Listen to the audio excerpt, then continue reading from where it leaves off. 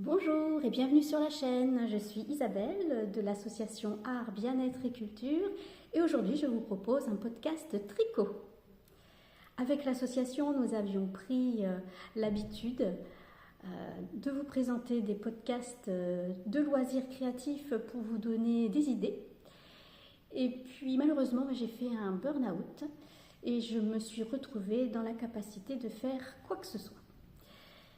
Il a fallu que je me relève. Quand j'ai commencé à me relever, j'ai pu au bout d'un moment me remettre au tricot. Tricoter des choses simples, pas compliquées. Compliquées, je ne pouvais pas. Et puis tout doucement, écoutez, ça fait plus d'un an maintenant, donc j'ai bien récupéré. Je ne suis pas encore au top, mais j'ai bien récupéré. Donc dans ce podcast tricot, je vais vous montrer mon ouvrage en cours, ce que je projette de faire et un ouvrage que j'ai mis en pause. Et puis dans les prochains épisodes ou les prochaines parties de cette vidéo, je ne sais pas encore comment je vais faire, je vous montrerai petit à petit l'avancée de mes ouvrages et bien sûr ce que j'ai fait depuis plus d'un an maintenant. Je vais vous les présenter petit à petit. Alors c'est parti pour l'encours du moment. C'est un pull, je vais vous mettre la photo à un endroit. C'est un pull avec un yoke, un pull style nordique. Un modèle que j'ai trouvé sur Drops Design. Mais alors, moi je suis toujours en train un petit peu d'adapter les trucs. Je ne sais pas si c'est une bonne idée. Mais en tout cas, je voulais qu'il y ait des tulipes sur mon yoke. Donc j'ai pris la grille. J'ai pris la grille du modèle et puis je l'ai modifiée. Alors je peux bien vous montrer la grille puisque c'est un modèle gratuit. Donc ça c'est la grille de base et je l'ai modifiée pour qu'il y ait des tulipes. Voilà ce que j'ai fabriqué grâce à Excel. Bon, alors c'est joli sur le papier. Le rendu, je ne suis pas sûre que ce soit tip top. Bon, il n'est pas bloqué, il n'est pas fini de toute façon. Je ne sais pas trop ce que ça va donner. C'est joli, hein, mais ça ne rend pas tout à fait comme je l'espérais. Bon, on verra après le blocage. Alors, c'est un pull que, si vous voulez, j'avais remarqué sur Instagram les laines de Une Louve dans les bois. Donc une teinturière indépendante. Et je voulais un beau vert bien profond. J'avais remarqué sa laine sur Instagram. Et puis après, j'étais allée sur son site. Et puis quand j'ai vu qu'elle serait au festival Charlemagne, donc le festival Charlemagne, c'est un festival de laine qui s'est tenu pour la première fois au mois de septembre à Amiens. Quand j'ai vu qu'elle y serait, moi dans la maison que j'avais, là où j'habitais à ce moment-là, j'étais à 1 heure d'Amiens. Donc je me suis dit je vais y aller et comme ça je vais voir Célène. Le festival Charlemagne, c'est un festival très sympa. C'était la première fois que j'allais dans un salon consacré à l'art du fil. J'avoue que j'ai été un peu surprise parce que quand on voit dans les podcasts tricot, dans les vlogs, le Knit It ou le Ch'ti Bazar, c'est immense, je m'attendais à quelque chose d'immense.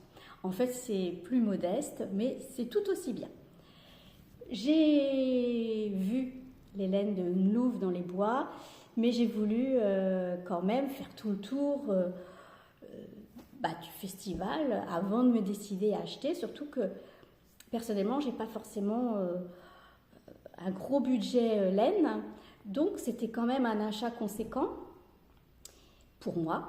Hein. Et comme on m'avait offert de l'argent pour mes 60 ans, je me suis dit, je vais utiliser cet argent pour acheter de la laine de Une Louve dans les bois, puisque du coup, après avoir tout vu, je suis retournée à mon premier coup de cœur. Voilà, donc c'est cette laine qui est absolument magnifique. Enfin, moi, j'adore. Elle a un rendu, mais tellement beau. Alors, j'ai l'étiquette là. Voilà, une louve dans les bois. Le coloris forêt noire. Voilà, en mérino superwash. Elle est tellement douce à tricoter, mais c'est un bonheur. Un bonheur. Un bonheur. Mais bon, comme c'est un budget, j'en ai pris que 2 écheveaux. Et pour un pull de cette taille, il m'en aurait fallu au moins 3. Au moins 3. Mais du coup, j'ai complété avec des laines de drops pour faire tout le yoke. Et donc, pour les tulipes, j'ai utilisé la Fiesta de drops. Alors, le coloris, c'est le numéro 22. Je crois que c'est conte de fées, un truc dans le genre. Il y a une histoire de fées. Je ne sais plus exactement. Et puis, j'ai utilisé pour le fond en vert pistache la Lima de Drops, coloris 9031, qui est, je crois que c'est que de l'alpaga. Ah non, il y a 65% de laine et 35% d'alpaga. C'est un mélange. Et la Drop Fiesta, c'est 75% de laine et 25% de polyamide. Bon, écoutez, le rendu est pas trop mal. Je trouve que les tulipes ne tranchent pas assez sur le fond vert pistache, mais c'est quand même joli. Et là, j'en suis au col. J'ai donc pratiquement terminé. Et je me suis dit, bah, je vais faire le col avec la Mérino Superwash de Une louve dans les bois, puisqu'il m'en reste. Il m'en reste pas beaucoup, mais il m'en reste un petit peu. Alors bon, moi j'ai enroulé ça sur un rouleau de papier toilette parce que je n'avais pas de bobinoir à l'époque. Depuis, j'en ai acheté un. C'est bien pratique parce que quand vous détricotez quelque chose avec un bobinoir, ça vous permet de tout remettre correctement. Donc voilà mon encours. C'est un pull qu'on commence par le bas. On tricote d'abord le corps, ensuite on tricote les manches.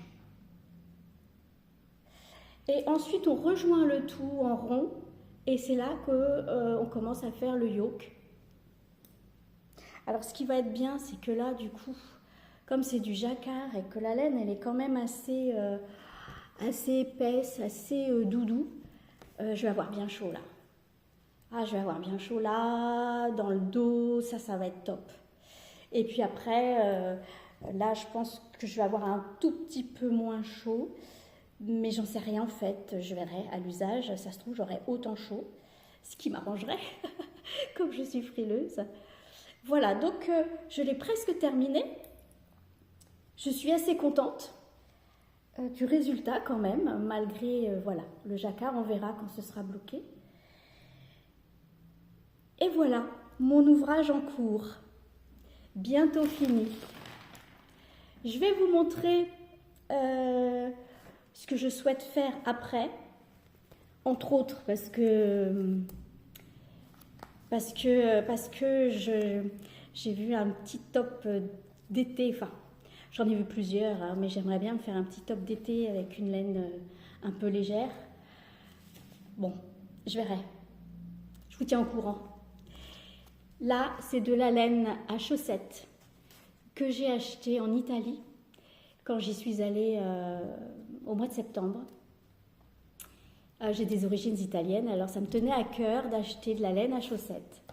Et je voudrais me faire une paire de chaussettes toutes simples, en côte 3-1 ou 4-1, je ne sais pas trop encore comment je vais faire, en commençant par la pointe et en finissant donc par le haut, pour pouvoir la peser au fur et à mesure, pour vraiment en faire, que j'en ai assez pour faire 2 chaussettes, donc ça sera peut-être 2 soquettes.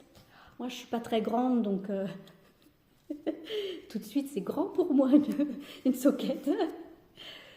Donc voilà, je ne sais pas ce que ça va donner. C'est donc la Calceteria Merino Superwash. Il y a donc de la laine et puis 75% de laine et 25% de nylon. une laine à chaussettes toute basique. Donc dès que j'ai fini mon pull, je commence ça. Je sais pas être multi en cours. Des fois, j'arrive à être 2 en cours en même temps. Non, j'arrive à avoir 2 en cours en même temps. Parce que je vais avoir le gros en cours, comme là, le gros pull que je vais faire dans mon canapé devant la télé. Et puis, la petite paire de chaussettes que je peux emmener avec moi selon mes déplacements. Voilà, ça va être mon maximum. Sinon, après, ce qui peut m'arriver, c'est que je commence à faire quelque chose, puis d'un seul coup, j'ai une idée, je dis, ah oui, mais pour l'anniversaire il faut que je fasse ça, ah, il va pas falloir que je tarde, et du coup, je mets de côté l'encours et je tricote le nouvel ouvrage pour le terminer à la date prévue. Voilà, parce que moi, quand je tricote un truc, c'est parce que soit j'en ai besoin, soit c'est pour l'offrir. Donc je vois pas l'intérêt, enfin, je peux pas, j'y arrive pas, moi. Et je vois pas l'intérêt d'avoir 5-6 en cours à mener de front. Au final, on finit rien. Moi, je n'y arrive pas. C'est quelque chose que je ne sais pas faire. Alors, je vais vous montrer par contre ce que j'ai mis en stand-by parce que c'est une soquette que j'ai commencé à tricoter au mois d'août. Ouais, c'est ça, au mois d'août. Donc, c'est une soquette que j'ai pris un modèle de base pour la construction et puis j'ai pris un motif géométrique qui se trouve dans le livre 150 points de tricot ou 180 points de tricot, je ne sais plus lequel parce que j'ai aussi tous les points au crochet. Donc il y en a un c'est 150, l'autre 180, mais je vous mettrai une photo. J'ai trouvé ce motif des losanges, je ne sais plus comment il s'appelle ça, losanges aléatoires. Et donc j'ai commencé, bon elle n'est pas bloquée, hein, comme vous pouvez le constater. J'ai commencé à tricoter ça au mois d'août. Et c'est là que je me suis dit, ah mais je souhaite faire un pull pour l'anniversaire de mon petit-fils. Et comme en plus on arrivait vers les jours où il allait faire moins chaud, je me suis dit, de toute façon ma paire de soquettes maintenant je la mettrai qu'au beau jour. Donc j'ai mis en pause et puis j'ai tricoté le pull et le tour de cou pour mon petit-fils. Donc ça c'est quelque chose que je vais reprendre, mais pas tout de suite parce que bon, comme j'ai des soucis de logement, actuellement je ne suis pas chez moi et j'ai emporté mon petit sac, mais j'ai oublié d'emporter mon cahier où j'écris tout et le modèle du motif. Le patron du motif, la grille du motif. Ouais, je vais y arriver. Voilà. Donc ça, c'est ce qui est en stand-by et ça attend mon retour dans mon logement temporaire où se trouve tout le nécessaire. Eh bien, écoutez, j'en ai fini pour aujourd'hui. Je crois que j'ai pensé à tout. Je ne sais pas quand je vais publier cette vidéo parce que je ne sais pas encore si je vais faire plusieurs épisodes ou si je vais faire plusieurs épisodes dans une vidéo ou si je vais poster des petites vidéos comme ça parce que j'ai pas accès à tout ce que j'ai tricoté depuis plus d'1 an et donc je ne sais pas encore comment je vais faire. Mais de toute façon, on se retrouve bientôt. Allez, merci de m'avoir écouté et je vous dis à la prochaine. Eh bien, recoucou, bienvenue sur la suite de cette vidéo. Je ne sais plus quand j'ai tourné le début de la vidéo, mais c'était il y a 2-3 jours, je pense. Nous sommes le lundi 1er juin. Je vais donc vous parler de mes ouvrages terminés et de mes en cours. Et puis voilà, ce sera déjà très bien.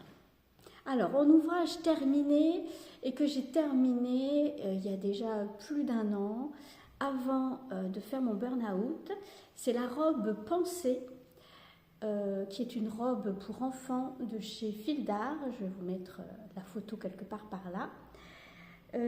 C'est une robe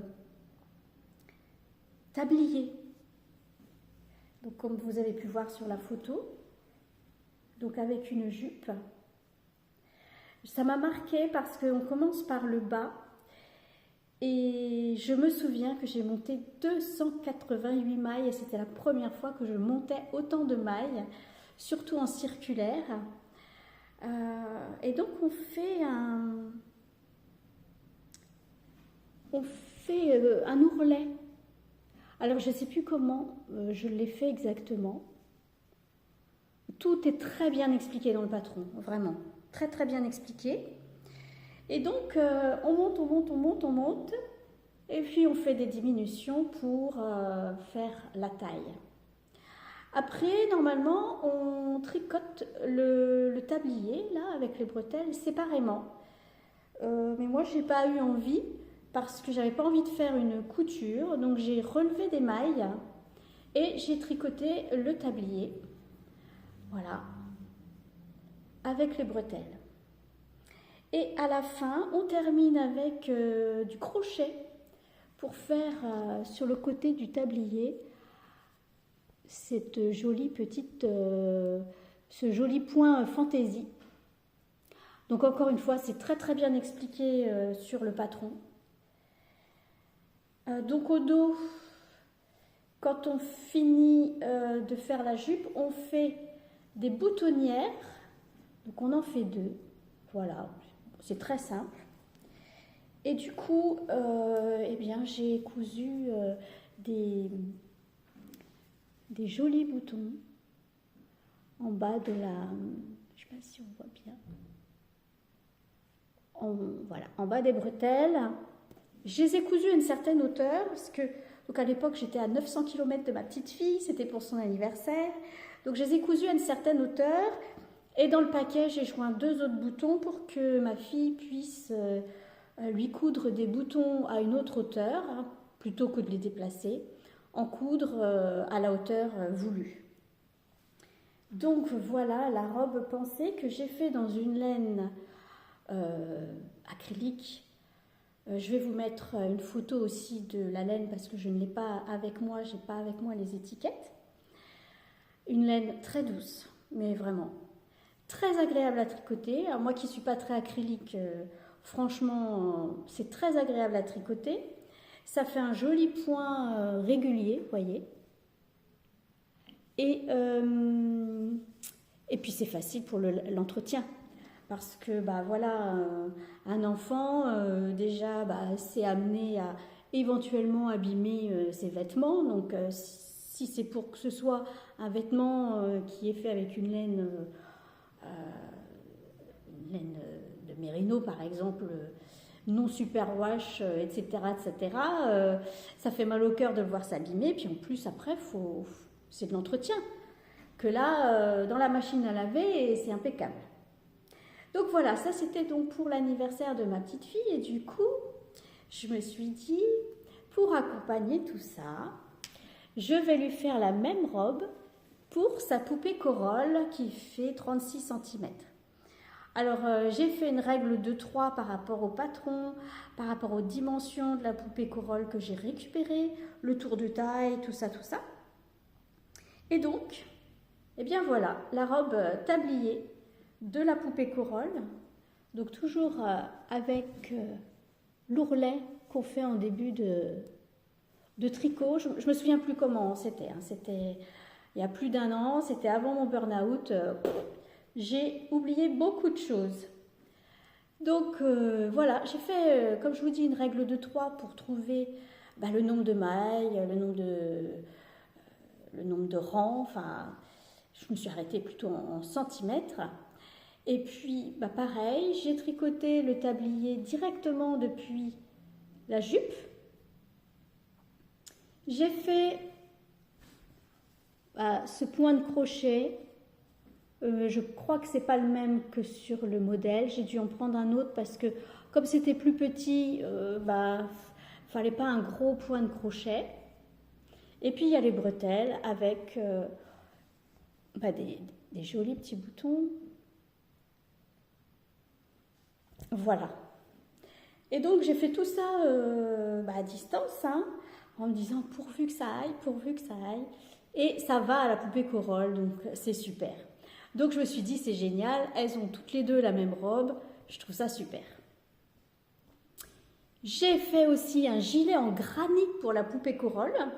C'était la première fois que je faisais des granits.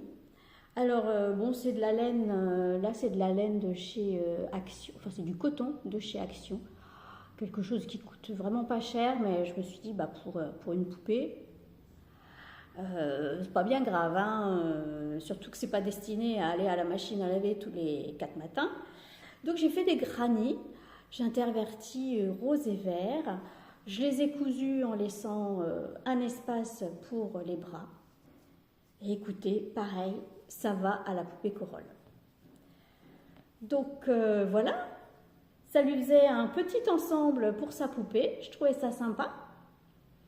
Et puis je lui ai aussi tricoté une écharpe à la poupée.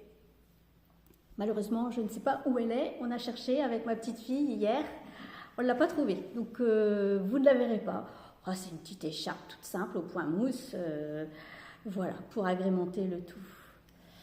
Donc ça, c'était pour l'anniversaire de ma petite fille il y a plus d'1 an maintenant. Et puis, j'ai un autre ouvrage que je lui ai tricoté.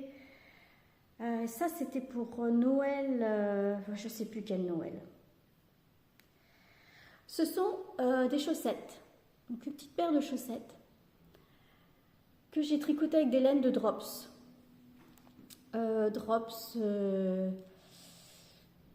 Oh, vous savez, la laine à chaussettes, c'est pas la Fiesta, c'est la Fabelle, voilà, la Fabelle de Drops. Et il y a aussi de la Javol de Langue en rose. J'ai suivi des instructions pour faire cette paire de chaussettes. Il y a la deuxième qui est là. J'ai suivi les instructions sur le livre de... J'ai oublié son nom. C'est une Anglaise qui a fait un livre absolument magnifique avec plein de points de jacquard et aussi des modèles de construction de chaussettes pour enfants et pour adultes. Donc j'ai suivi les instructions et puis j'ai utilisé un de ces modèles de jacquard. J'ai fait un petit cœur. Voilà, une bordure de petits cœurs. J'ai fait des dessins sur mon cahier pour savoir la couleur verte où la mettre, la couleur rose, comment faire, est-ce que les côtes je les fais en rose, est-ce que je les fais en vert, voilà. Et à force de dessiner et de colorier, j'ai trouvé que cette version était la mieux. La pointe en rose, le corps en vert, le talon en rose et les petits cœurs en rose. Il faut savoir qu'en illustration, en décoration, ce qui marche bien, c'est quand ça fonctionne par 3. Et donc là, on a 3 points de couleur rose, donc c'est très bien. En faire un 4e serait déséquilibré. Et là, voilà. Moi, je les trouve très sympas. Alors, ces chaussettes-là, en général, elles les utilisent la nuit. Parce qu'ils aiment bien, mais je pense que dans les chaussures, ça passe pas terrible parce que c'est tricoté en 2,5. Ça reste quand même, je trouve, un petit peu épais. Donc, elle et son frère, quand je leur tricote des chaussettes, ils aiment bien les mettre la nuit, l'hiver, parce que l'été, évidemment, ils ne mettent pas de chaussettes, mais c'est leurs chaussettes de nuit, ou alors ils s'en servent aussi comme chaussons. Voilà. Et bien, voilà pour une première partie d'ouvrage terminée. Je vais vous montrer où j'en suis dans mon pull, que je vous ai montré en première partie de vidéo. Donc, écoutez, j'ai fini le col, que j'ai donc fait avec la laine de Une Louve dans les bois pour rappeler donc le corps du pull, enfin le bas du pull. Il me reste encore à coudre ici, vous voyez les manches. Il faut que je les rassemble. Voilà, ça fait un trou, il faut que je les rassemble, donc il faut que je les couse. Et puis il me reste à rentrer les fils, à le laver et à le bloquer. Alors, je vais quand même l'essayer pour que vous voyez ce que ça donne. Alors, voilà ce que ça donne. Bon, il n'est pas bloqué, donc on ne voit pas forcément bien le motif, mais enfin, on a déjà une idée. Il est quand même, je me recule un peu, je ne sais pas si vous allez voir. Il est quand même long au final. Je pensais qu'il serait plus court. Parce que comme je n'ai pas une taille standard, n'est-ce pas? J'essaye de faire les choses plus courtes, mais bon, je me suis mal débrouillée. Je pense que c'est le yoke, je ne pensais pas qu'il serait si grand en fait. Je suis assez contente du résultat. J'ai hâte de le voir bloquer pour voir s'épanouir ce motif. D'ailleurs, en parlant de motif, si ça vous plaît, n'hésitez pas à me le dire. Vous pouvez me mettre un commentaire ou il doit y avoir l'adresse email. Vous pouvez envoyer un mail et puis en échange, je vous enverrai le PDF du diagramme du jacquard, si jamais ça vous intéresse. Voilà. Bon, évidemment, il n'est pas de saison, mais j'ai eu des soucis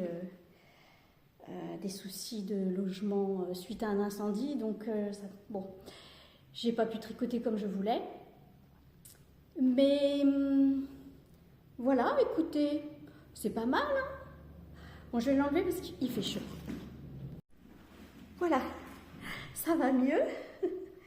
L'avantage, c'est que je pense que je vais avoir bien chaud cet hiver avec ça. Je ne vous l'ai pas dit, mais j'ai alterné les écheveaux.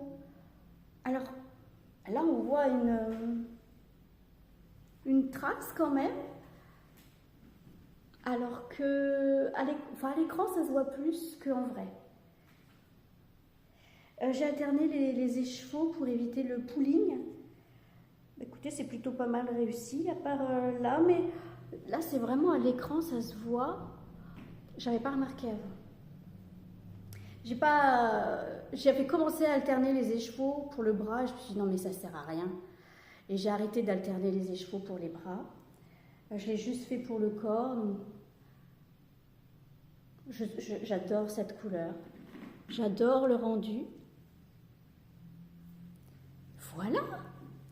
Donc je vais pouvoir commencer ma paire de chaussettes avec la laine que je vous ai montrée l'autre fois, la laine que j'ai achetée en Italie. Et puis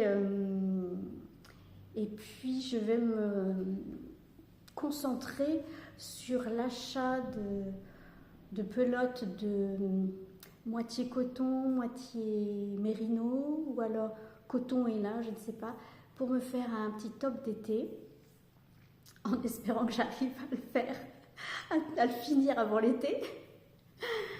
Et parce que j'ai vu des tops qui ont l'air très sympas, il y a celui de Stéphane Maid, le top muguet qui a l'air vraiment très joli. Il y a aussi le top sarriette de Aurélie la souris qui a l'air très sympa aussi. Ouais, il y en a plein des beaux. Hein. Il y en a un que je ferai certainement pas, mais qu'est-ce qu'il me plaît. C'est la pie camisole de je sais plus qui, mais de toute façon je vous mets les photos là. Parce que elle se tricote en 2 et 2,5. Ah là, c'est vraiment petit quoi. Donc ça monte lentement. Alors même si ça reste un top, voilà. Eh bien écoutez, j'ai fini avec cet étalage d'ouvrage terminé. Et puis je vous dis à bientôt pour la suite de cette vidéo pour vous montrer l'avancée de mes chaussettes et éventuellement vous dire ce que j'ai commandé et ce que je vais faire avec comme top d'été, et puis pour vous montrer d'autres ouvrages que j'ai fait pour mon petit-fils cette fois, pour son anniversaire qui était en septembre l'année dernière. Non, pas en septembre. Il est né en octobre. Donc pour son dernier anniversaire en octobre, voilà. Au prochain, je ne sais pas ce que je vais faire. Et puis, ah oui, j'ai fait aussi un pull sans manches pour ma petite fille. Il faudra que je vous le montre. Bon, bah, je vous dis à bientôt. Recoucou. Alors, j'ai commencé le montage de la vidéo et j'ai vu qu'il y en avait déjà pour 29 minutes. Donc, je me suis dit que c'était bien pour un podcast. Et donc, je viens clôturer cette vidéo. Pour clôturer, je viens vous montrer mon avancée sur ma paire de chaussettes, sur ma première chaussette. Voilà ce que ça donne. Avec donc cette pelote de laine italienne. Bon, je vais détricoter et refaire parce que je me suis trompée. J'ai trop pris la confiance. Je ne sais pas si les couleurs vont me plaire au final. On verra bien.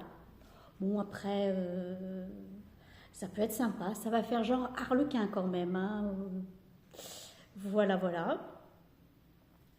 Bien écoutez, je vous dis à la prochaine pour donc un autre podcast où vous verrez l'avancée de cette chaussette et puis où je vous montrerai d'autres ouvrages terminés. Et en attendant, écoutez, je vous souhaite un bon tricot et puis plein de bonnes choses. Voilà, au revoir. Une dernière petite chose avant de clôturer définitivement ce podcast. Je voulais savoir si vous aussi, vous aviez tendance à modifier les patrons, à les adapter, à changer le motif. Voilà, je voulais savoir. Donc, si vous voulez bien en commentaire me dire si vous aussi, vous osez prendre ce genre d'initiative et puis qu'est-ce que ça donne? Est-ce que vous êtes contente du résultat de vos modifications? Voilà, cette fois, c'est fini. Bye bye!